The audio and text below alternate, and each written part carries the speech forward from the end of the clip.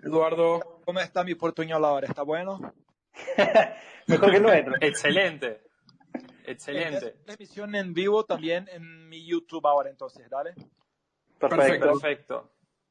Dale, También listo. estamos en Twitch nosotros, La Sí, Derecha ahora Diario. publico el link. Estamos como La Derecha Debate. Ah, perfecto. Bueno, gente, muchas gracias por sumarse a este espacio. La verdad que estamos muy felices de contar con la presencia de Eduardo Bolsonaro.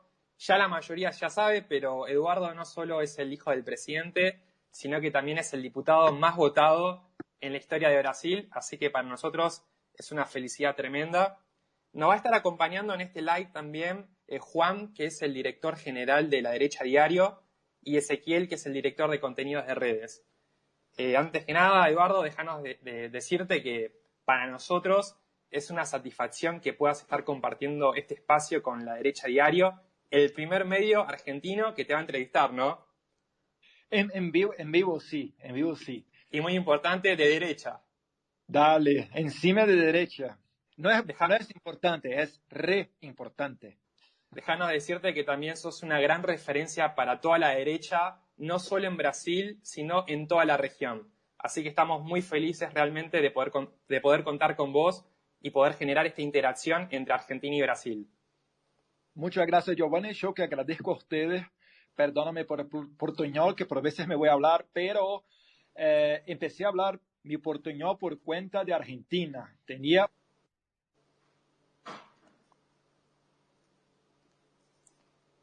que la conocí en Bariloche y empezamos a hablar por MSN Messenger y yo utilizaba un diccionario al lado.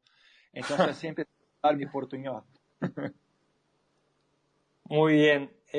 Bueno, el primer tema que me gustaría tocar en este espacio es un tema que nos terminó afectando a todos en el último año y medio, que fue la pandemia. En todo el mundo los gobiernos buscaron implementar cuarentenas súper estrictas, restringiendo libertades, no dejando a la gente trabajar.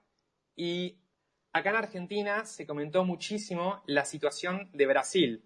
Los medios tradicionales vivían diciendo que Bolsonaro no se preocupaba con la salud, que el presidente de Brasil no creía en la existencia del coronavirus y comentarios de ese estilo. Incluso los zurdos decían que Bolsonaro era un genocida. Comentarios así uno escuchaba siempre. Entonces me gustaría aprovechar este espacio para preguntarte a vos cómo fue realmente la gestión de la pandemia en Brasil. Si Bolsonaro tuvo el control en cada estado o fueron los gobernadores, ¿cuáles fueron las prioridades del gobierno federal para combatir al COVID-19? Muy buena pregunta, Giovanni. En febrero del año pasado tuviéramos aquí en Brasil el primer caso de COVID. Febrero.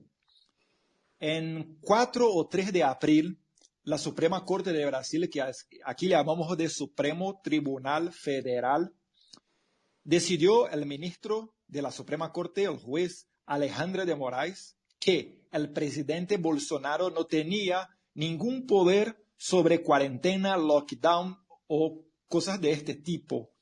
Y que estas cosas eran de poder de los gobernadores y los alcaldes. Entonces, nosotros no cerramos ningún comercio, nada de tienda, shopping, no cerramos nada. Al contrario, al revés. Nosotros hasta intentamos abrir. Es muy común que la izquierda intente hablar, mira, el Bolsonaro tenía poderes porque, o que decidió la Suprema Corte se fuera por la competencia concurrente entre los gobernadores, alcaldes y el presidente. Sí, ¿sabes lo que es la competencia concurrente? Es que quien cierra más, esta se va a hacer la decisión que se va a cumplir las personas. O sea, si un gobernador cierra una provincia, pero un alcalde intenta abrir su ciudad, se va a prevalecer el cierre del gobernador. ¿Entendés? Y el presidente Bolsonaro intentó por veces durante la pandemia, a través de decretos presidenciales, abrir, por ejemplo, tiendas que, como hablan ustedes, peluquería, Peluquería, sí. peluquería y también academia para gimnástica, para hacer musculación. Pero nadie lo siguió, nadie. Entonces, la realidad es que el presidente pasó a cumplir la Constitución e empezó a enviar plata para los gobiernos locales, provinciales. Y para sorpresa de ningún brasileño, los gobernadores locales ahora están involucrados en corrupción. Hay casos hasta de la compra de ventiladores pulmonares para hacer respiración artificial, que se fueron comprados en tiendas que se vende marihuana, en tiendas que se vende cosméticos para mujeres, cosas que son increíbles e inimaginables. Eso sí es un verdadero genocidio. Las personas que desvían la plata de la salud durante una pandemia. Pero Giovanni, mira, la izquierda, los zurdos, no hacen esto sin motivo. Si miramos un poquito aquí para el lado de nosotros, el vecino Bolivia. En Bolivia, Janine Áñez, que se fue la presidente provisoria de Bolivia, después, cuando salió de allá Evo Morales, ella se fue para prisión por cuenta de actos antidemocráticos. Y pregunto a ustedes, ¿o qué es un acto antidemocrático? ¿Dónde está escrito la definición de acto antidemocrático? No hay en ningún lugar en Brasil y creo que también no hay escrito en ningún lugar en Bolivia. Pero Janine Áñez está en el cárcel por cuenta de esto. Y ahora encima están acusando a Janine Áñez ¿de qué? De genocidio. Entonces lo que la izquierda hace es, primero empieza una narrativa, empieza a hacer acusaciones infundadas, para después justificar medidas judiciales como la prisión. Esto es que están haciendo ellos. Y yo no tengo duda de que mi padre, saliendo de la presidencia de la República, vamos a tener problemas con esto, porque desde ahora ya tenemos un diputado, algunos manifestantes y hasta un presidente de partido político que es Roberto Jefferson en la prisión por cuenta de crímenes que no tienen definición en la ley brasileña, como por ejemplo actos antidemocráticos, milicia virtual y todo eso. Buenas noches Eduardo, Giovanni, la derecha. Muchas gracias por la invitación. Eduardo, ¿podrías explicar para que los argentinos entiendan mejor por parte de quién se hacen las prisiones arbitrarias? Porque tuvimos canales de televisión diciendo que esas prisiones eran realizadas por el presidente Bolsonaro. Entonces, ¿podrías explicar? Claro, tal cual. ¿Podrías explicar quiénes son los que realizan esas prisiones en Brasil? Seguramente es apenas un juez. ¿Cómo se llama lo de la Suprema Corte Federal en Argentina? ¿Juez o ministro? Juez. Son Acá jueces. acá se dice juez y en Brasil ministros. Sí. Pero sí. Es solo un juez que se llama Alexandre de Moraes. Él se dijo víctima y empezó una investigación.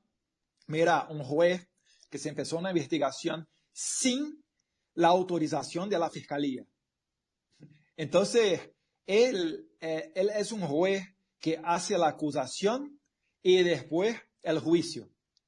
Esto solo se pasa en dictadura. Y él, además que está poniendo al cárcel a las personas, mismo que no tengan hecho ningún crimen, también está poniendo la Policía Federal bajo su comando para ir a la casa de otras personas, para hacer lo que llamamos en Brasil de mandados de busca y aprehensión. Entonces la Policía Federal llega en su casa a las 6 de la mañana y agarra su celular, su laptop y esas cosas. Pero es mucho más un recado para que usted no se pueda seguir con su trabajo en las redes sociales. Hay 10 youtubers de derecha que se fueron hace una semana, que determinó este juez, Alexandre de Moraes, determinó que se parase la monetización de sus canales de YouTube. O que en la práctica es ponerlo para cerrar sus canales, porque se van a necesitar hacer otra cosa para pagar sus cuentas. Entonces todo esto solo se pasa en dictaduras. Y está se pasando en Brasil porque nosotros en Brasil tuvimos más de que 30 años de izquierda en el poder. En cuanto nosotros mirábamos fútbol y películas en la televisión, la izquierda estaba tratando de poner personas por todo lado en la administración pública.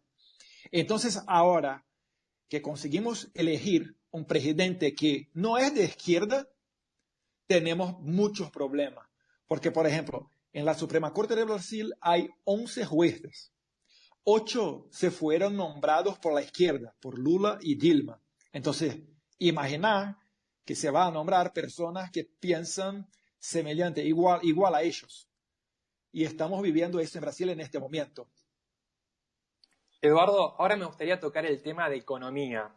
Bolsonaro fue históricamente un político conservador y cuando fue electo presidente, él terminó eligiendo como ministro de Economía a Paulo Guedes, que es un economista liberal de la Escuela de Chicago.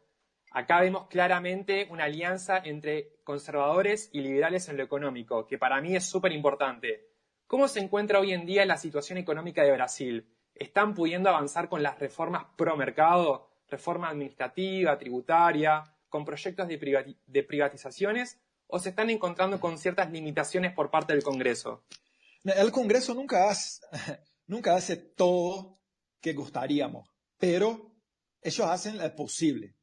Mira que Brasil durante la pandemia hiciéramos reforma profunda, como por ejemplo la independencia del Banco Central. Antes de la pandemia tuvimos la reforma de las pensiones, que se fue importante para poner adelante las cuentas de Brasil. Y encima de esto, en este año, Giovanni, aún durante la pandemia, terminamos de hacer la privatización de los correos, que son la empresa pública responsable por las cartas, por entregar las cartas, y es la más grande en número de empleados.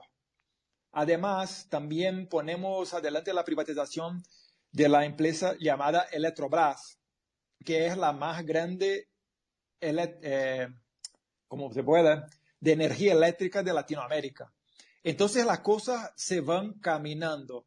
Seguramente no se camina en la velocidad que gustaría a nosotros, pero sí estamos yendo para el lado correcto. Y hay varias maneras de mirar esto. Por ejemplo, en 2019 Brasil saltó para el 4º país del mundo que más recibe inversiones internacionales. Quedámonos atrás solo de Estados Unidos, China y Singapur. Entonces hay muchos dólares llegando en Brasil. El Fundo Mubadala del Emiratos Árabes Unidos es otro que está poniendo muchas inversiones en Brasil. Entonces estamos generando empleo y hasta ya generamos más empleos do que desempleo generados durante la pandemia. Entonces ya tenemos un saldo positivo. Y para terminar, se mira lo que se pasó con España, que se quedó el PIB, el Producto Interno Bruto de España, como que cerca de 10%. Francia, Alemania y hasta Japón tuvieron caídas de su PIB más grandes do que Brasil. Brasil, año pasado, caímos 4% solo, en cuanto que otros países europeos, como hablé, España, Francia se va a 6.4, 9.9. Entonces la economía está yendo bien. Por supuesto, estaríamos muy mejores si no fuera la pandemia, pero por eso que Lula habló que la pandemia es una cosa que se quedó en un muy buen momento. Como se habló Lula, que es un virus que se fue enviado por Dios o algo así. Celebró que tenemos el coronavirus porque hay la oportunidad de intentar desgastar la imagen del presidente Bolsonaro. Eduardo, acá Juan te habla. También, o sea, vos hablaste también de la situación económica. Una situación muy importante que estamos viendo desde Argentina también es el tema comercial. Bueno, todos vimos los choques de nuestro presidente Alberto Fernández con la calle Pou en Uruguay y con Jair Bolsonaro en Brasil. Pero vos que estás adentro de todo eso, ¿cómo es la relación entre los gobiernos brasileño y argentino, especialmente en el Mercosur, en destrabar esta situación del Mercosur? El Mercosur es mirado por nosotros como un trave, como que cuando hay la necesidad, cuando hay como condiciones para poner adelante el comercio internacional, para que todo el bloque haga el comercio juntos, nosotros miramos que eso no está bueno. Porque por veces hay países que quieren hablar solo con Brasil, o solo con Brasil y Paraguay, o solo Brasil, Paraguay, Uruguay. Y Argentina, como la situación no está tan buena, acaba que podemos perder oportunidad. Entonces estamos caminando, no sé si para el final del Mercosur, pero seguramente para bajar un poquito el poder del Mercosur y dar más flexibilidad a los países miembros. Partimos más para un bilateralismo. Yo creo que eso se va a hacer a salida. Nosotros en Brasil estamos intentando poner para abajo la tarifa común de Mercosur para que tengamos más posibilidad de hacer comercio con otros países. ¿Y el Creo obstáculo ahí es Argentina o es otro de los 4 países del que Mercosur? seguramente que es más por Argentina, por cuenta de Claro. la situación económica y encima cómo piensa el gobierno actual. Nosotros estamos mucho más por cuenta del liberalismo. Por ejemplo, durante la pandemia el presidente Bolsonaro bajó los impuestos federales de más de 600 ítems. Por ejemplo, el gas de cocina y la gasolina están con los impuestos federales. Si no están zerados, el gas de cocina estoy seguro que está 0% de impuestos federales. La gasolina, el diésel, el etanol aquí, el alcohol, está, si no cerrado, está muy cerca de esto. Entonces, la política liberal es para quedar con más plata para las personas y no más plata para el Estado. Y encima de esto también estamos cortando muchos empleos públicos, muchas gratificaciones, muchos cargos en comisión, como hablamos aquí, justamente para tener un Estado más chico. Así no necesitamos de tanto impuesto de las personas. En Argentina se mira un poquito al revés de esto. Ustedes tienen un Estado gigantesco. Hasta es difícil para un presidente poner adelante. Yo sé que Macri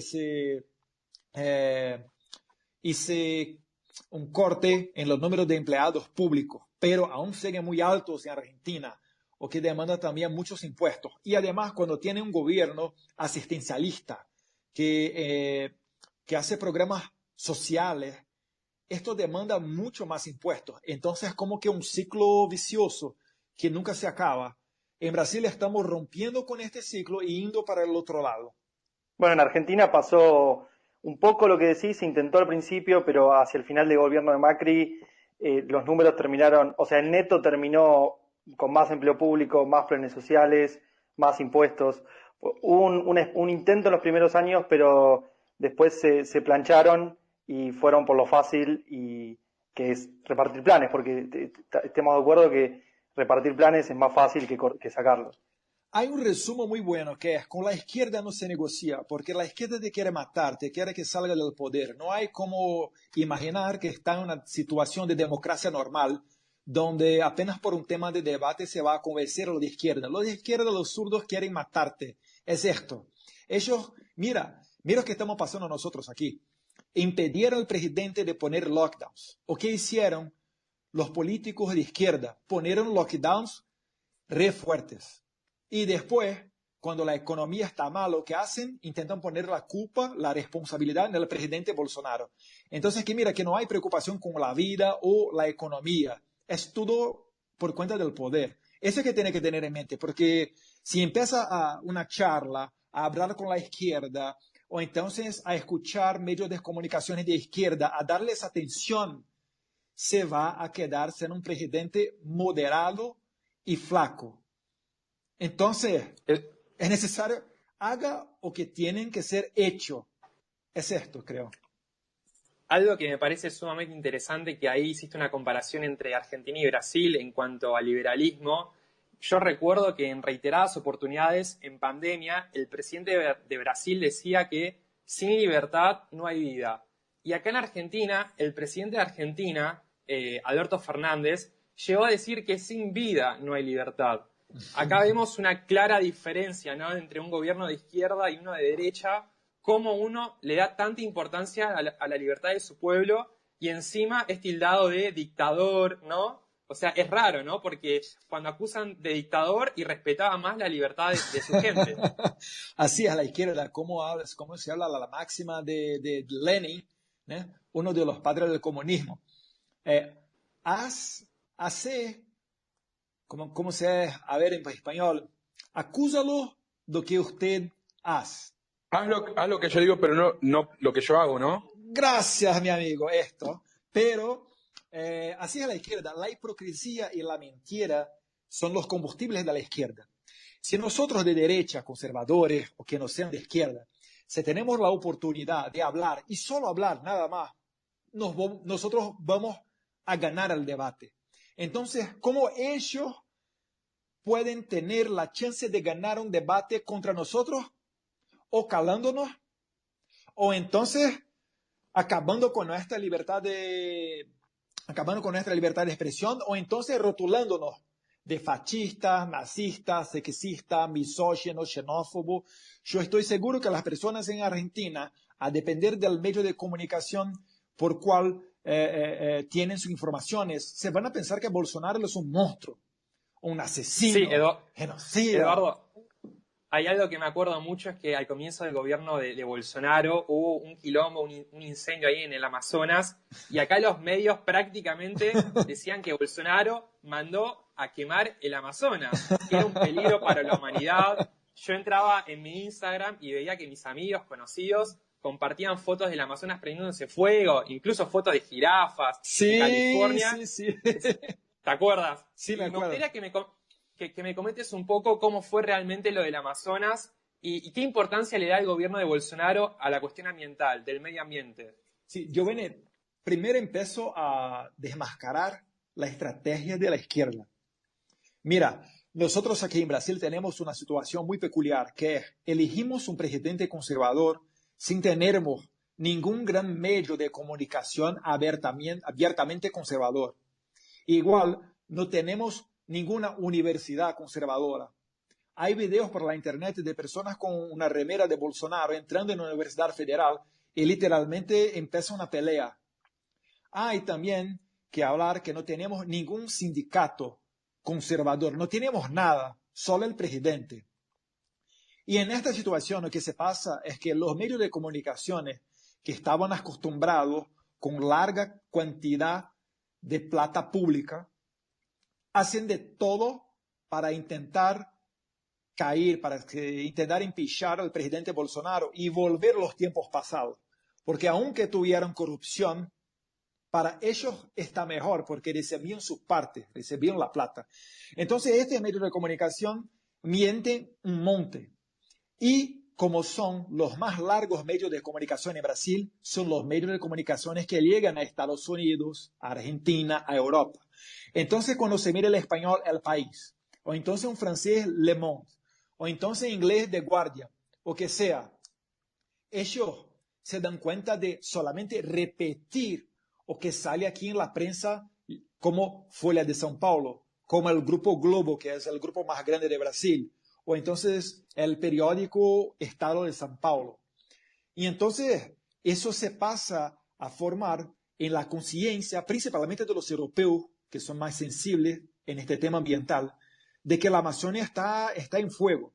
Pero mira, Giovanni, ni que usted intente se va a conseguir poner fuego en la Amazonia, porque es una floresta muy húmeda, hay mucha agua.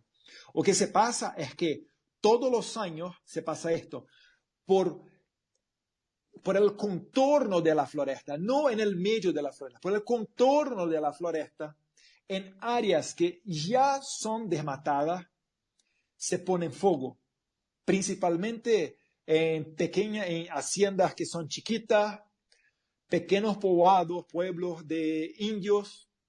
Ellos ponen fuego para limpiar la tierra y después poner adelante su gado o otras plantaciones. Esto es que se pasa, pero esto se pasa todo el año. En Brasil tenemos una de las leyes más rigurosas ambientales. si por ejemplo, se tienen su tierra en la región amazónica, por ley, 80% de su tierra tiene que ser preservada. Y nosotros, para podermos, porque identificar los fuegos, eso no es el más difícil. El más difícil es buscar una persona que sea responsable por aquel pedazo de tierra. Lo que nosotros hicimos es que el presidente Bolsonaro envió al Congreso una medida provisoria, que es un proyecto de ley, llamado Proyecto de la Regularización Fundiaria. En este proyecto, nosotros iríamos conseguir identificar la tierra. Sería más fácil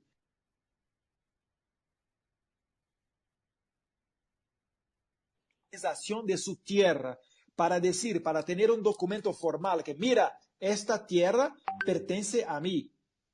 Pero lamentablemente el presidente de la Cámara de los Diputados a época, su nombre es Rodrigo Maya, no la colocó en votación.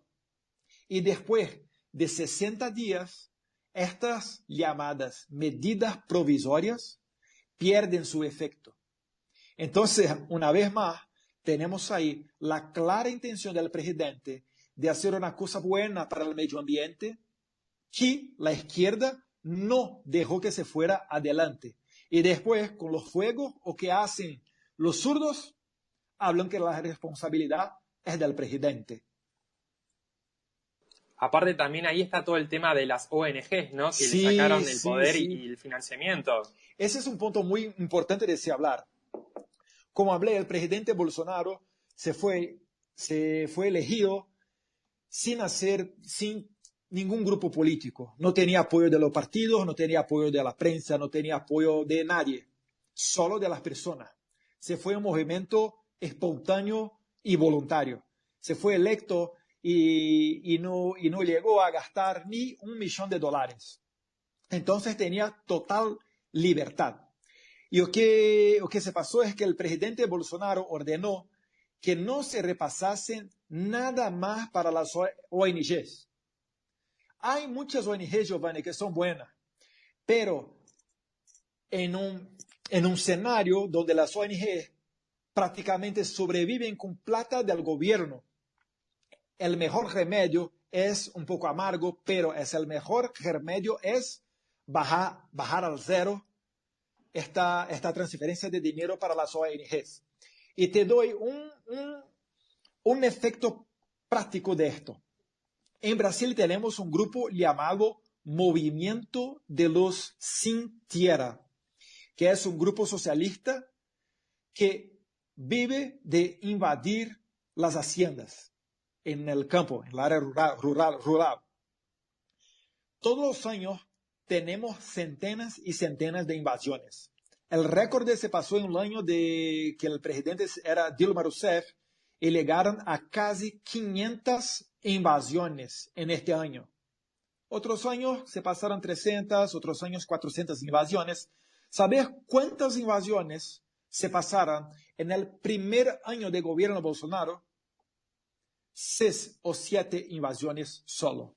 ¿Esto por qué? Esto porque no tiene más plata para sustentar este movimiento. Y una otra cosa más. Bolsonaro cambió algunas regularizaciones sobre el tema de las armas de fuego. Entonces, los hacenderos hoy pueden tener armas y caminar por toda su propiedad con su arma.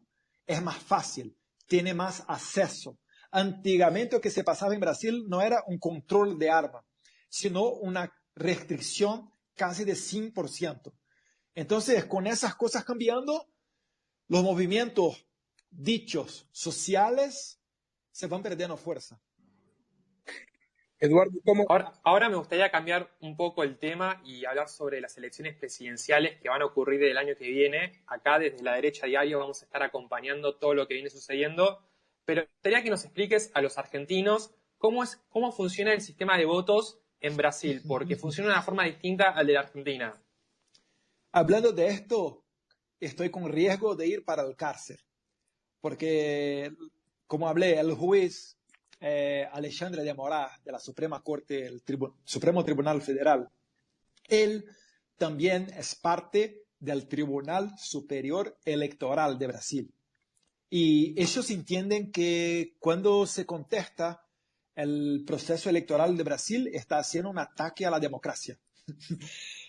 Mira, Giovanni, desde 1996, nosotros aquí en Brasil empezamos a usar las urnas llamadas urnas electrónicas.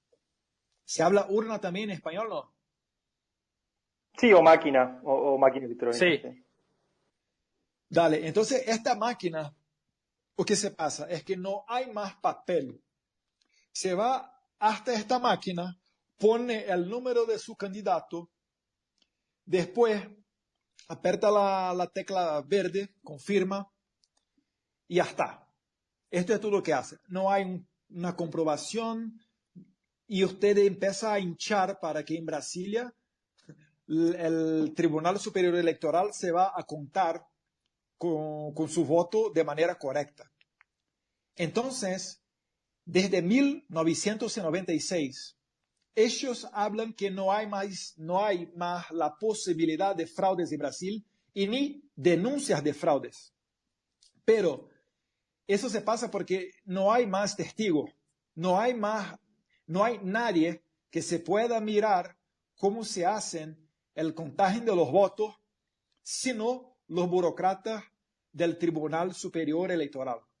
Entonces, nosotros en Brasil perdemos el derecho de hacer un acompañamiento público de este contagio. Pero el Tribunal Superior Electoral habla que esto se fue una evolución, una informatización.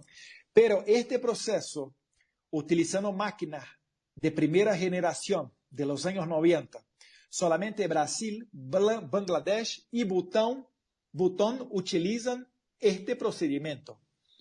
Y la Suprema Corte de Alemania y India ya decidieron que hacer una contagio secreta de los votos es inconstitucional. En cuanto que aquí en Brasil, nosotros al menos 3 veces ya aprobamos en el Congreso Nacional lo que llamamos de voto impreso.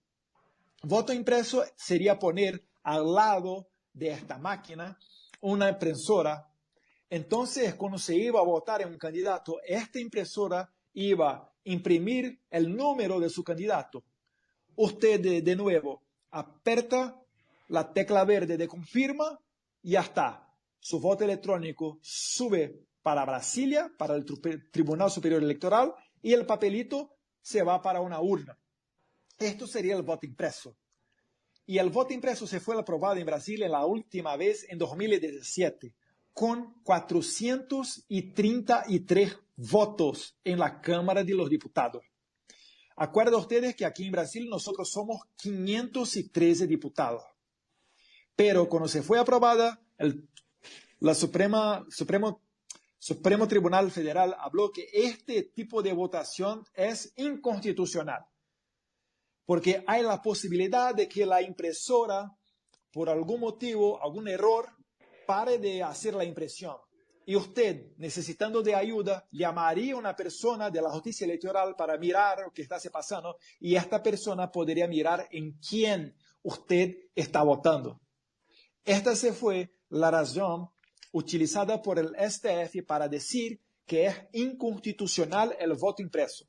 Pero pregunto a ustedes, cuando estoy hoy en Brasil haciendo la votación, si la película de la maquinita, de la máquina, se congela también, me voy a necesitar llamar a una persona de la justicia electoral para ayudarme. Y se va a mirar en quién estoy votando. Entonces, es una disculpa muy baja, muy baja. Mira, Eduardo, nosotros... te cuento Sí. que acá en Argentina, que es un país que la institucionalidad no es de las más ejemplares del mundo, acá en Argentina de hecho usamos ese mismo voto que vos describís, el voto electrónico, pero con impresión de boleta. Creo que en la última elección no, pero las anteriores 2 sí, especialmente en la capital federal, y acá no hubo ningún problema en ese sentido. Así que nada, es un ejemplo para ver que incluso un país como Argentina pudo implementar ese voto y lo pudo implementar bien. No veo sentido por qué Brasil no podría. Mira, si hasta Argentina se pasa esto. Exacto, exacto. Es un chiste, pero mira ustedes que nosotros aquí en Brasil utilizamos un montón el ejemplo de Argentina y ahora Paraguay se va a tener un sistema igual. Son las llamadas urnas de cuarta generación. Dale, entonces, ¿qué nosotros decimos? No intentamos de nuevo la aprobación de una ley federal. Intentamos hacer una alteración de la Constitución. Empezamos en el Congreso una propuesta de enmienda a la Constitución. Pero, porque es necesario 308 votos. Y la última vez aprobamos el voto impreso con 433. Entonces, está muy fácil. Pero se pasó que el presidente del Tribunal Superior Electoral, que también es un juez del Supremo Tribunal Federal de Brasil, su nombre es Luis Roberto Barroso. Él se fue a un encuentro, llamó para un encuentro 11 líderes de partido. Y no sé cómo, no sé hablando qué, convenció a ellos a cambiar su posición. Entonces, 11 líderes de partido empezaron a trabajar contra el voto impreso. Y ahí entonces, por una votación, ellos consiguieron archivar. Entonces no se fue aprobado este voto impreso. Eso se pasó un par de semanas atrás. Y estamos ahí. Pero encima de todo esto, miren ustedes que el relator de esta materia, el diputado Felipe Barros, él tuvo acceso a una investigación secreta de la Policía Federal sobre la invasión de un hacker que invadió los sistemas de la justicia electoral en 2018. Entonces, en esa investigación de la Policía Federal está documentado con documento del propio Tribunal Superior Electoral, donde ellos hablan que tenían un hacker desde abril hasta noviembre de 2018.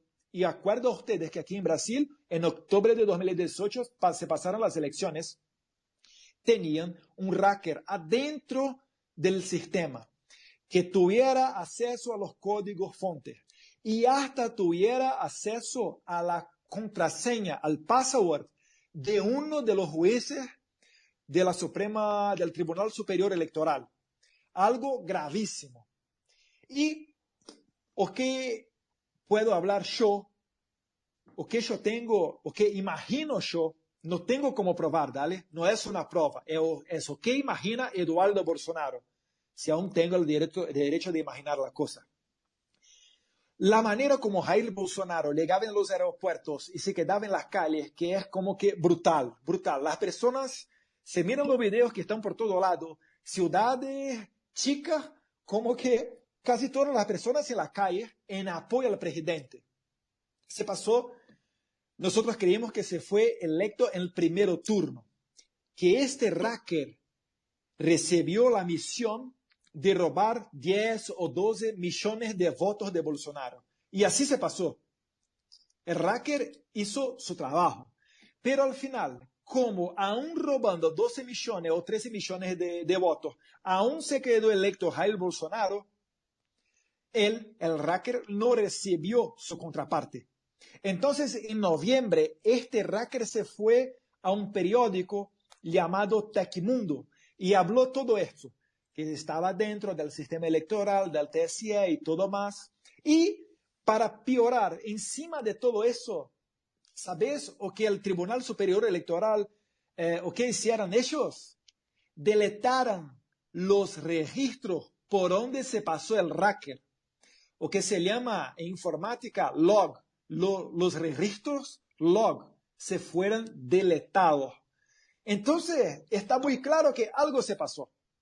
Y ellos no tienen interés en poner adelante la verdad. Y mira, estamos hablando de 2018. En noviembre de 2018, cuando este hacker empezó a hablar con esta revista y hicieron la publicación con todo esto, se empezó la investigación de la Policía Federal. Y ahora, casi 3 años después, no tenemos la solución de este caso.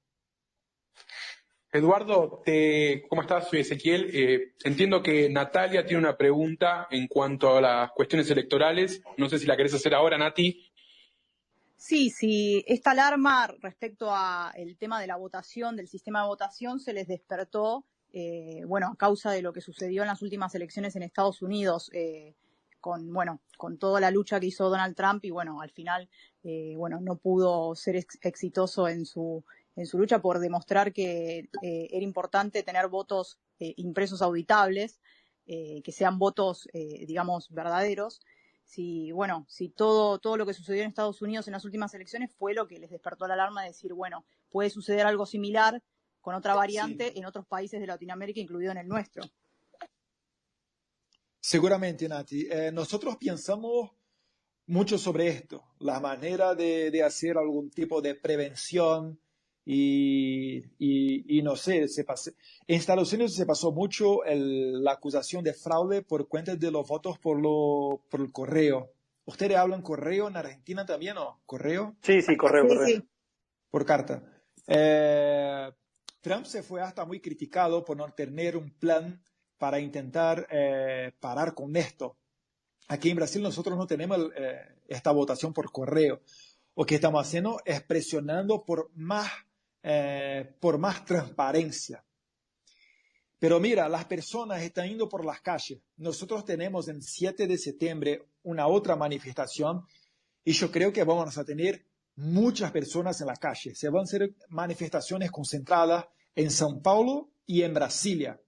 Vamos a ver el resultado, porque lo que está pasando en Brasil es que hay muchas encuestas, institutos de encuestas que están hablando que Lula se va a ser elegido y casi que en la primera vuelta.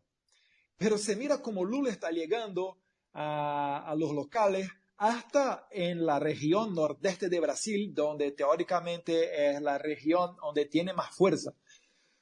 Casi no hay personas, casi no hay personas.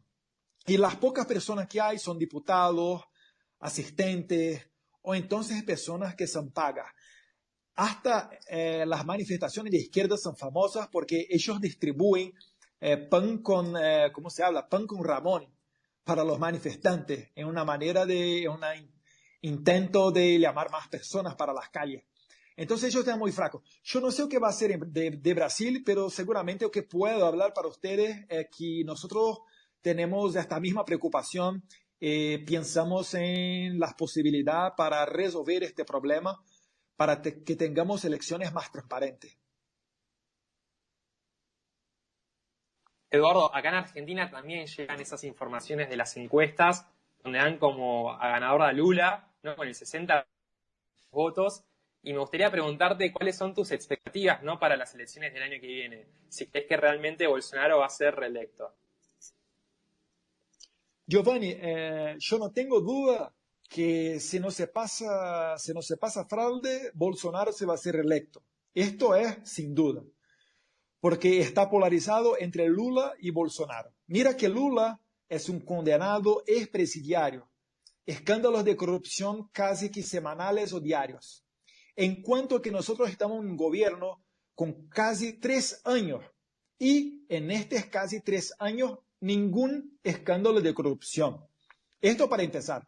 Tenemos un ministro Tarcísio que está poniendo adelante las carreteras en Brasil y tantas obras que hay hasta la posibilidad de lanzarse para gobernador de São Paulo, que es la provincia más grande de Brasil.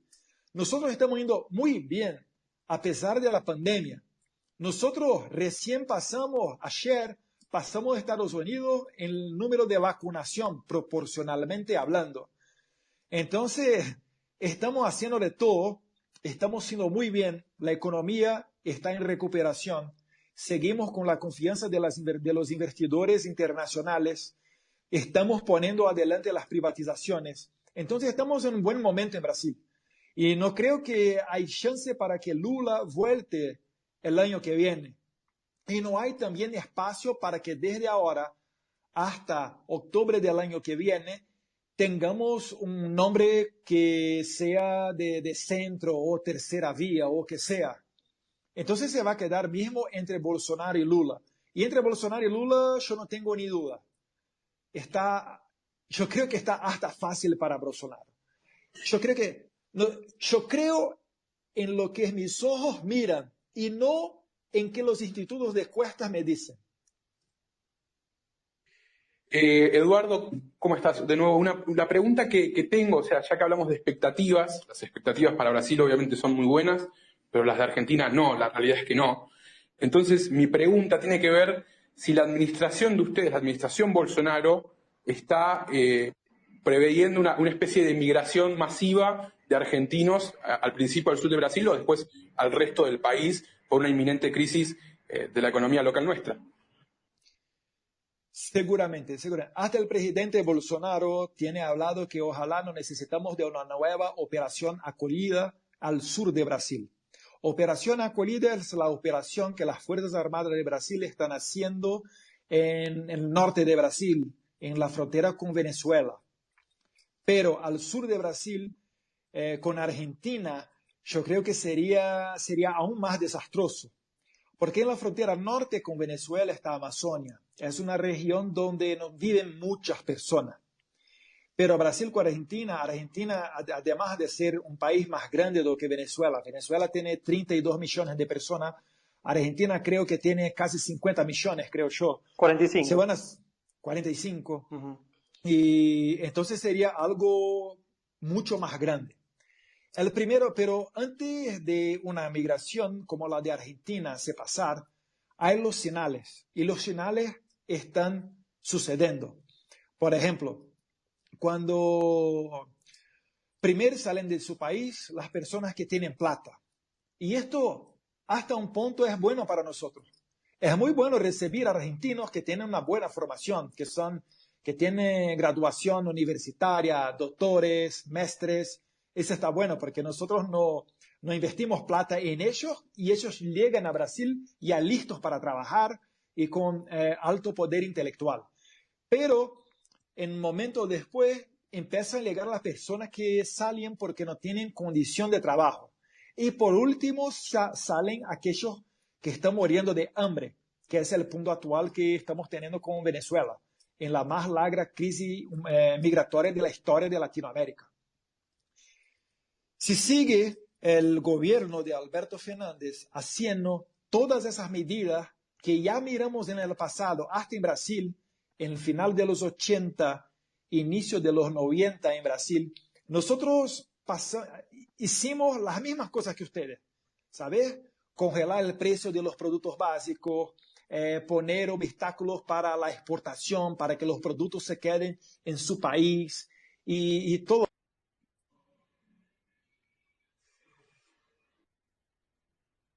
¿Se cortó? Pero en un segundo momento se va a generar más desempleo y más problemas sociales. Entonces, siguiendo así, yo creo que se va a hacer casi que inevitable que tengamos al sur de Brasil una nueva operación acogida. Ojalá que no. Pero en Argentina es necesario decir la verdad. Ustedes no salen de esta crisis sin 5 o al mínimo 10 años de mucho sacrificio. Se van a parar de hacer viajes internacionales, se van a parar de comprar dólares, se van a necesitar hacer sacrificios, pero sacrificios con gobierno honesto, que no roben a ustedes, que estén juntos con ustedes para cruzar este momento difícil y hacer la cosa cierta. La cosa cierta, ¿qué es la cosa cierta? No necesita inventar, no necesita crear una nueva política económica. Es solo mirar lo que se pasó en otros países, Estados Unidos, Japón, Corea del Sur, otro país desenvolvido, y copiar. Y todos los países donde se pasó el socialismo, la economía se va mala y las personas se revoltan. Y para intentar controlar las personas empiezan una dictadura. Así se pasó con Venezuela, así se pasó con Nicaragua, ahora también con Cuba hace un tiempo. Y no me gustaría de mirar a nuestros hermanos argentinos yendo para este mismo camino. Gracias, Eduardo. Le quiero recordar a la gente que estamos con el hashtag La Derecha Diario con Eduardo Bolsonaro. Somos más de 1.300 personas. Para nosotros es buenísimo el número que estamos teniendo esta noche. Y le queda, me parece, la pregunta a Franco Rinaldi, que está con nosotros. Ya hablaron Natalia, ya habló María Laura. Así que, Franco, si estás ahí y querés hacer tu pregunta, puedes hacerla ahora. Hola Eduardo, buenas noches. Aprovecho para preguntar, porque aparte en el marco de lo que estaban hablando hace un rato del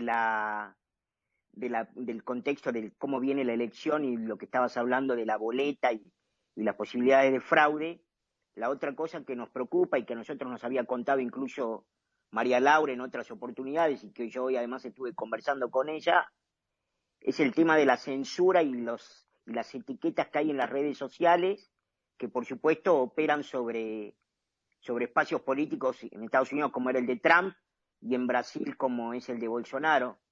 Y ustedes tienen un proyecto muy interesante y eventualmente un decreto ahí en punta en caso de que no pasara la ley en el Congreso de la República Federativa del Brasil. ¿Qué estás pensando en relación a eso y cómo lo ves? Es una buena pregunta, Franco, porque que se pasó en Estados Unidos y se pasa un montón aquí en Brasil también, y seguramente se pasa en Argentina con los conservadores. Absolutamente. Es, por ejemplo, el shadow ban. Por ejemplo, yo tengo poco más de 3 millones de seguidores en Instagram, pero seguramente que mis posts no llegan para todo, llegan para un pedazo muy chico, para pocas personas. O que estamos haciendo en Brasil, además de esto,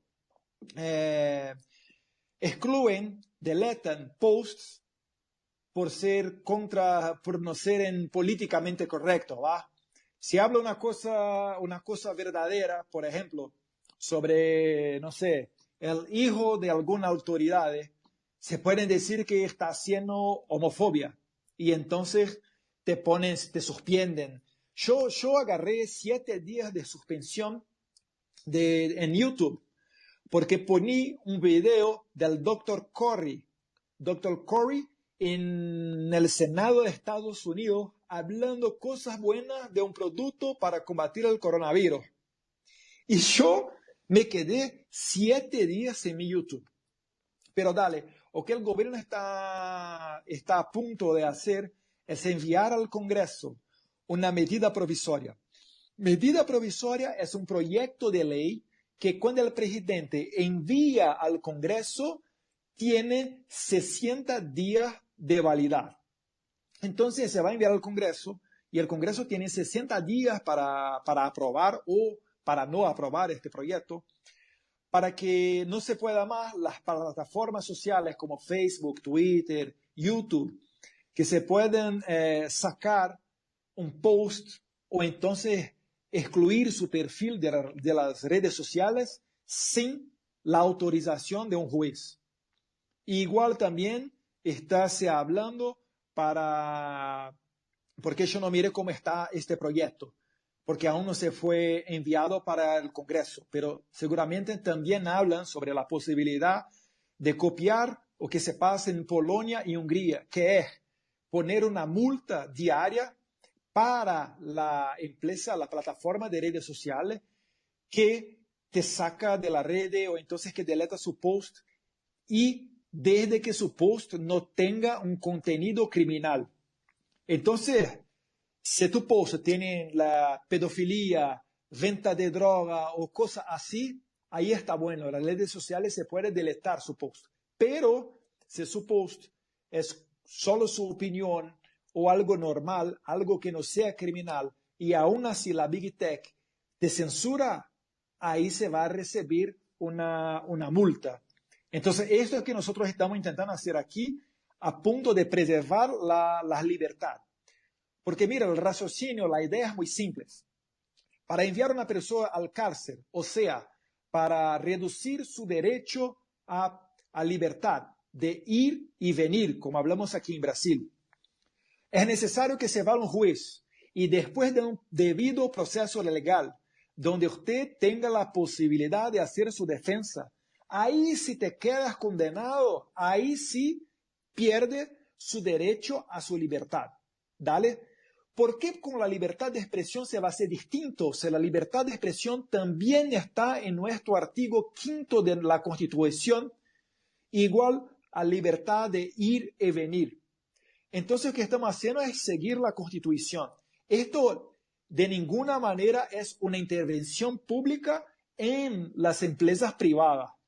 Basta imaginar que si un patrón empieza a utilizar trabajo esclavo y un fiscal llega en el trabajo para multar, para acabar con esa situación, para multar al patrón, esto no es mirado como una interferencia, justamente porque el patrón está violando los derechos y garantías fundamentales de este empleado. De la misma manera es con Facebook.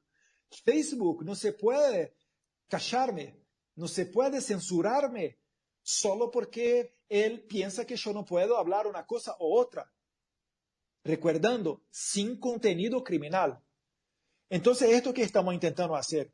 Seguramente el año que viene se va a hacer una guerra, vamos a surfear un montón con Shadowban, pero estamos intentando poner el juego de igual para todos. Esto no es un privilegio de la derecha. Nosotros solo no somos menos humanos do que los de izquierda. Excelente, Eduardo.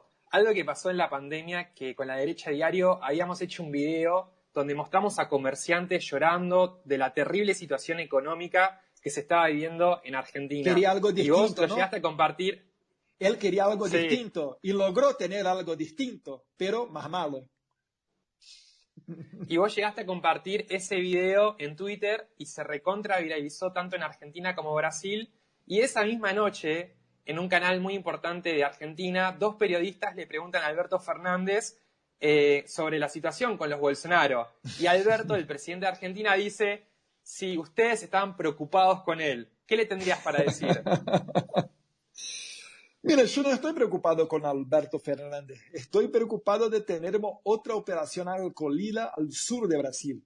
Igual nosotros amamos la libertad y no queremos mirar a nuestros vecinos, nuestros hermanos argentinos aquí en una situación igual a la de Venezuela. Entonces, ¿qué hacemos? Estamos hinchando, pero la transformación que ustedes, argentinos, necesitan hacer, se va a hacer hecha por ustedes. Mira, nadie se va a venir para salvar a ustedes. Nadie.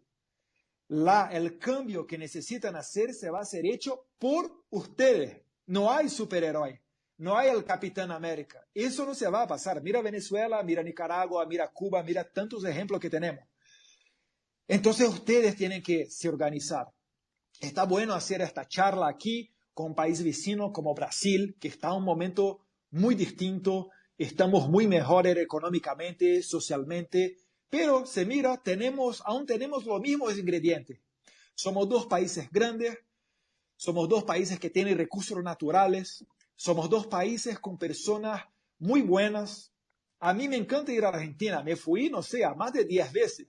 Mar del Plata, Argentina un montón de veces, Bariloche creo que 5 veces. Hasta de coordinador ya trabajé en Argentina.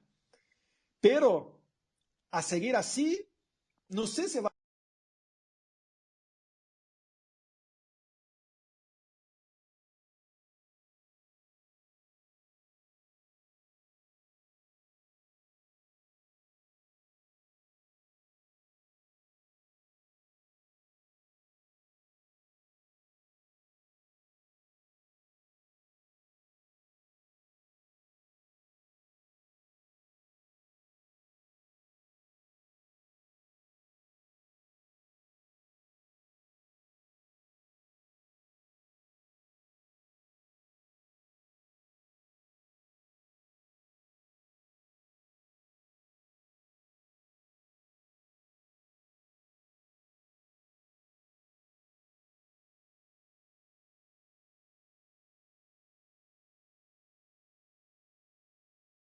Monetario Internacional.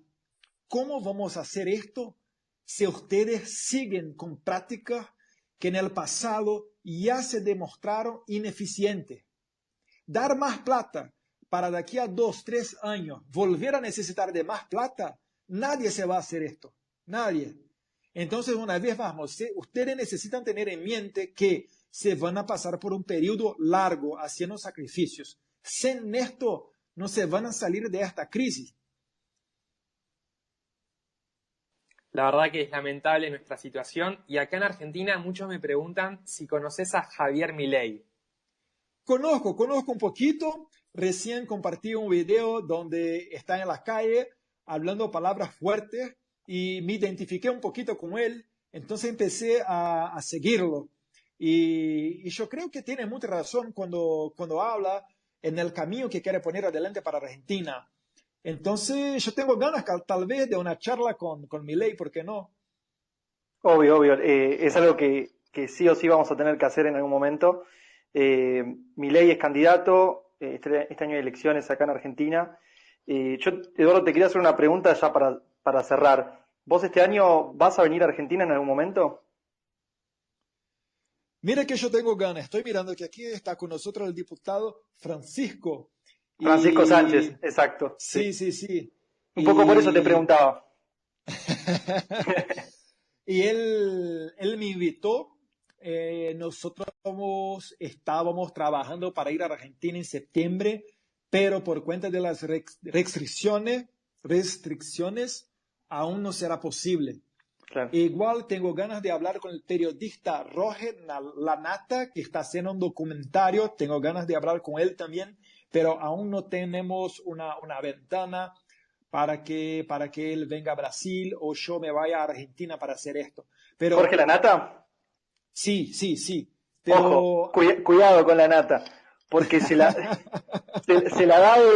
acá en Argentina le dicen que es de derecha, pero nada más alejado de la realidad. Pero es un periodista investigativo, ¿no? Exacto. En los últimos años sí. En los últimos años se convirtió en eso. Antes era un periodista de operación de prensa, por decirlo de alguna manera. Hacía operaciones políticas, mediáticas.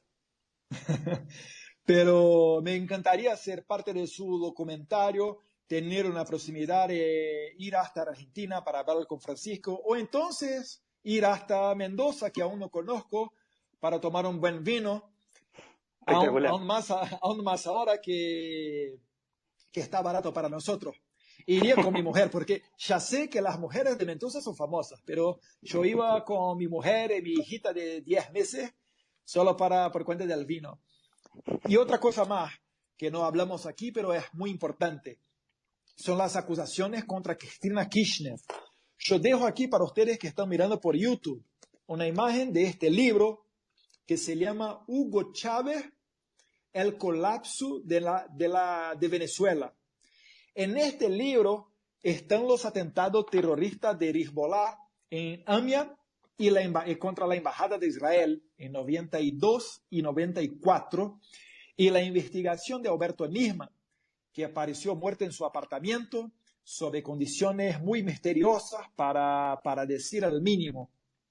Y toda la conspiración de los iraníes, que utilizaban Hugo Chávez como una puente para tener acceso a la tecnología nuclear de Argentina. Y como todos nosotros sabemos, tecnología nuclear es una cosa que los países, eso es una cosa que no se vende. Cada país desarrolla su propia tecnología nuclear.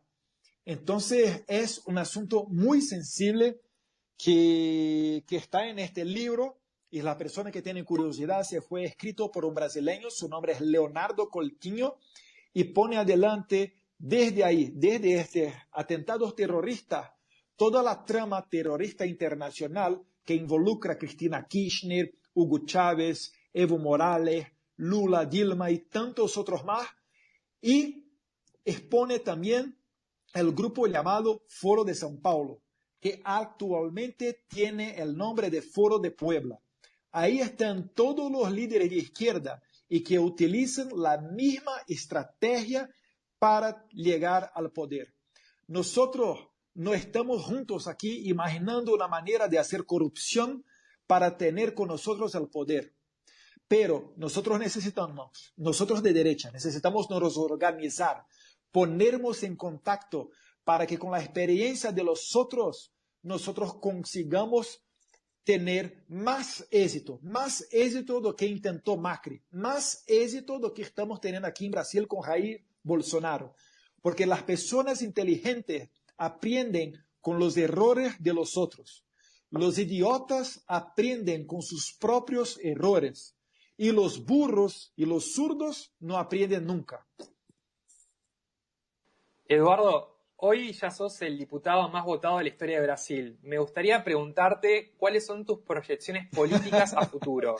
No venga a hablarme de presidencia, que es una cosa que yo no quiero. ¿Y por qué no querrías? Es una vida muy complicada. Mirando desde cercana de mi padre, se nota hasta en sus ojos cuánto que está más viejo en tan poco tiempo. Es una vida de mucho sacrificio, donde no se puede mirar por ejemplo, yo tengo una hija chiquita de 10 meses. Me gustaría mirarla crecer, ¿entendés? Me encanta surfear, pero como presidente seguramente el poco tiempo que ya tengo como diputado se va a hacer ninguno. Entonces yo no tengo ganas de esta cosa de presidente. No sé. Pero un gobernador de San Paulo no vendría bien. Por la ley de Brasil, Giovanni, todos los parientes hasta cuarto grado colateral del presidente, ahí está incluso, por supuesto, los hijos, no se puede candidatarse a nada, excepto al cargo que ya tienen. Entonces, por la ley de Brasil, yo solo puedo candidatarme a reelección de diputado federal. No puedo candidatarme a gobernador, ni alcalde, ni nada. Pero más a futuro sí. En 5 años. Claro. Eduardo, en 5 años. En 2060 y pico, pronto. Está muy bien, está muy bien. Gracias por participar de este espacio con nosotros. La verdad que te reagradecemos. Sos realmente una inspiración para toda la derecha en la región y esperemos que pronto puedas venir a la Argentina y encontrarnos personalmente con todos los de la derecha. Muchas gracias. Para ir al Monumental del Núñez, comer un bife de chorizo con, a ver... ¿Cómo? ¿Y a la bombonera no? Acá somos más de Boca. Tiene mal olor. Eso porque le ganamos muchas finales, ¿no? Me parece que... No, yo soy de Botafogo. Botafogo ni llega a la Libertadores. Ok. Pero... Perdón que te interrumpa, pero ¿me puedes aclarar de qué hincha es tu papá? ¿Por qué equipo hincha tu papá? Porque siempre aparece con camisetas distintas, nunca termino de entender. Mi papá es político, pero en realidad hinchas para Palmeras. Bueno. Palmeras de tener la remera toda verde de Sí. São Paulo, de la provincia de São Paulo. Sí, salió campeón hace poco. Pero yo creo que no se va a tardar mucho. Así que tenga la posibilidad, me encanta irme a Argentina y tener esa charla con ustedes personalmente, mirar lo que está pasando en las calles de Argentina. Y dejo aquí un consejo para ustedes. Los momentos malos se van a llegar, las cosas se van a piorar, pero se va a ganar esta guerra quien resistir más tiempo. Y para resistir, lo que nos mueve son cosas mucho más grandes de lo que mueven nuestros enemigos. Nuestros enemigos lo hacen por cuenta de la plata o lo hacen por cuenta de su ignorancia. A nosotros nos mueven la familia, la libertad, que son cosas mucho mejores. Nosotros no vamos nos callar, aunque tengamos adelante un país libre con una buena economía y con los problemas sociales reducidos. Entonces, seguimos adelante poniéndole adelante la verdad, que es lo que necesitamos. Y por supuesto, la gloria y observación del Dios. Tenemos que hablar de Dios también, la fe de las personas. No venimos del nada y debemos siempre agradecer a Dios, que es quien nos mantiene vivos en esta guerra. Siempre acuerdo a las personas de la cuchillada de que mi padre sufrió en 2018. Se fueran tantos factores que podrían llevarlo a la muerte. Hasta los médicos hablaron que 2 o 3 minutos más no llegaría vivo en el hospital. Entonces, seguramente creemos muy fuertemente que tenemos un propósito para hacer aquí en la tierra. Y uno de estos propósitos es no permitir que personas malas, corruptos, vuelten al poder. Excelente. Gracias, Eduardo. Como dice tu papá, Brasil y Argentina encima de todo y Dios también, arriba ¿no? de todo. Eso, perfecto. Muy bien acordado, Giovanni. Gracias, Eduardo. Bueno, Y Eduardo, esperamos muchas gracias. Nada, yo que agradezco a ustedes y perdónenme una vez más por cuenta de este oportunidad. No, por favor. No, excelente. Excelente. Un abrazo a ustedes, María Laura, Franco, Giovanni, Paula, Nati, Francisco y todos los otros que están escuchando a nosotros. Grande, Eduardo, te vamos a llevar a River cuando vengas. Sí, mira que cuando me fui a Bariloche la primera vez, yo compré una remera de River. Vamos, ¿Sabes? vamos. Tengo una de Suárez ya lista para vos, con la nueva. Yo quiero ser millonario. Es insólito esto, no puedo creer. Gran abrazo, Dale, hermano, Diego. un gran abrazo. Un abrazo a ustedes, hasta luego, suerte. Chau, Chao, chau. chao, querido, te esperamos. Saludos. Suerte. Chau, Chao, chau. chao, querido, te esperamos. Saludos. Suerte. Chau, Chao, chau. chao, querido, te esperamos. Saludos. Suerte. Chau, Chao, chau. chao, querido, te esperamos. Saludos. Suerte. Chau, Chao, chau. chao, querido, te esperamos. Saludos. Suerte. Chau, Chao, chau. chao, querido, te esperamos. Saludos. Suerte. Chau, Chao, chau. chao, querido, te esperamos. Saludos. Suerte. Chau, Chao, chau. chao, querido,